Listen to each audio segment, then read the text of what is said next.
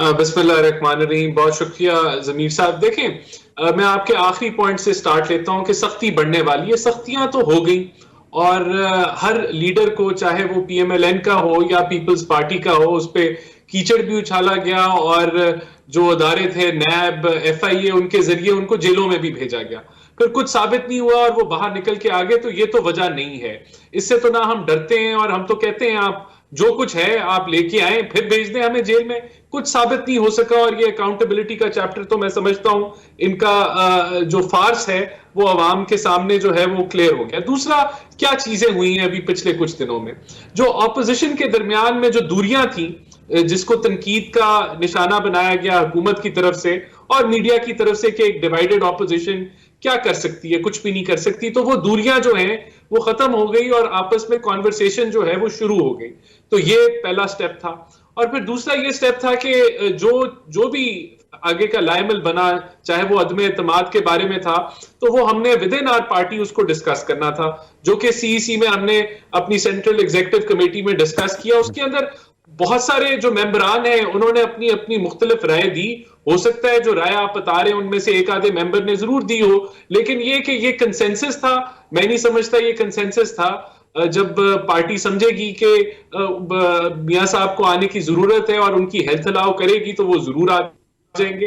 अब अगला स्टेप क्या था कि हम जितने भी ये जो कोएलिशन पार्टनर्स हैं, जो कि जिस तरह आमिर खान साहब ने खुद कहा कि हमें एक वजारत मिली हुई है और उसके अंदर भी हम इंटरेस्टेड नहीं है, तो उनको भी बहुत सारे तहफ़्फ़ुज़ात हैं हुकूमत के साथ, उनके साथ एक कम्युनिकेशन का राब्ता शुरू हो गया और हमने अपना मुद्दा उनके सामने रखा। अब वो मुद्दा लेके जाएंगे अपनी पार्टी के अंदर और वहां जो भी उनका जो बोर्ड है या जो सेंट्रल एग्जीक्यूटिव कमेटी उनकी है उसके अंदर वो डिस्कशन आगे लेके जाएगा। तो एक मूवमेंट, एक कॉन्वर्सेशन सीरियस किस्म की जो कि अदम एतमाद की तरफ बढ़ रही है, मैं समझता हूं स्टार्ट हो गई है। पीएमएलक्यू से भी बात हुई, हो सकता है अगर पहली दफा वो कन्विंस ना हुए हो, दूसरी दफा हो। देखिए, डील तो ना ऑपोजिशन कोई मांग रही है ना उसमें इंटरेस्टेड है और उससे दूर ही भागेगी। अब तो ये वक्त है कि मुल्क के अंदर न्यूट्रलिटी आए और जो इंटरफेरेंस है सियासी मैदान में वो खत्म हो, ताकि जो सियासी लोग हैं वो अपने सियासी फैसले करें और जो अवाम है उनके फैसले इंप्लीमेंट हो।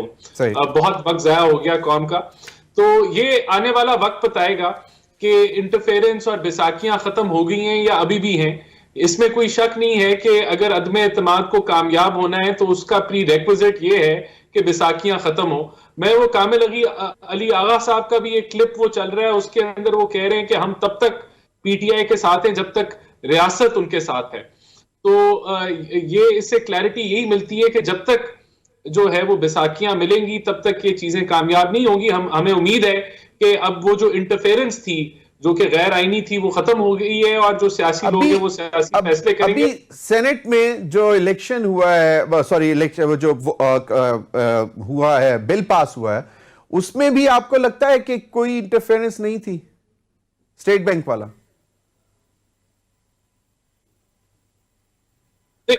देखिए, जो सेनेट में इलेक्शन हुआ है उसमें पीएमएलएन के तो नंबर्स पूरे थे। हमारे 3 अरकान जिसमें सागदार साहब वो लंदन में हैं और जो नुसरत सादिक साहिबा हैं वो कनाडा में थी और एक हमारे मुशाहिद हुसैन साहब कोरोना में मुब्तला थे। उसके अलावा हमारी अटेंडेंस पूरी थी।